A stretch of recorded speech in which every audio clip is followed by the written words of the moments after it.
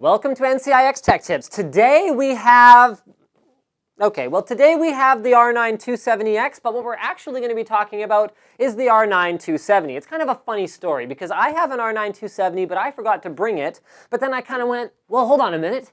Do you guys have a 270X? Because they're pretty much the same thing. And it turns out they did, and it turns out that Power Color's card in particular is, other than the fact that there's an X on the front, which we crossed out, which of course didn't work at all because that still says 270X when you cross out anyway. That was a bit of a failure right there. It turns out that it is pretty much the same card other than the fact that it comes at a slightly lower clock speed and of course a slightly lower price. So the 270X comes in at $179.99, making it pretty much the gamer sweet spot in terms of price to performance.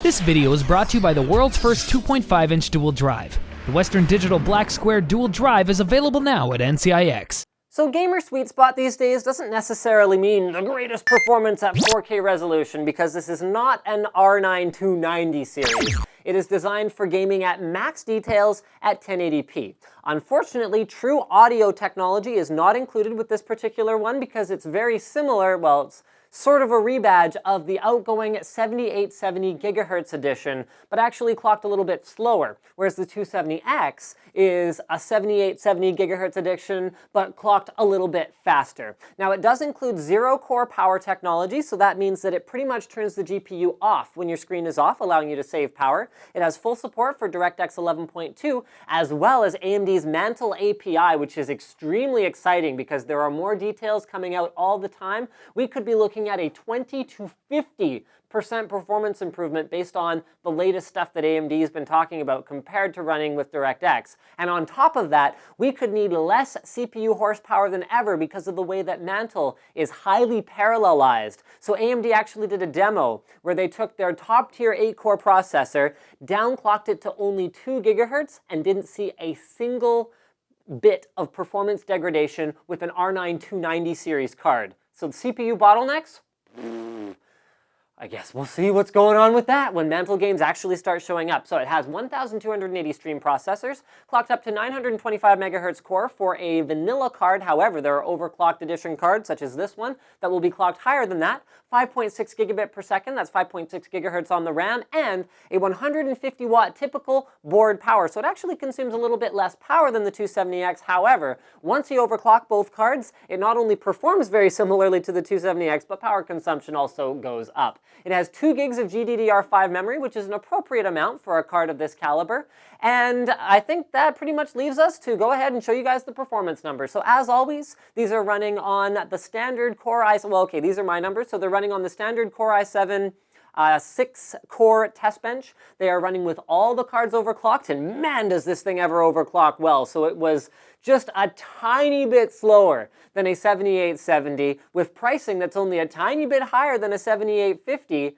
And it's only a tiny bit slower than the 270X, and it is just basically a freaking awesome card, especially once you start to overclock it.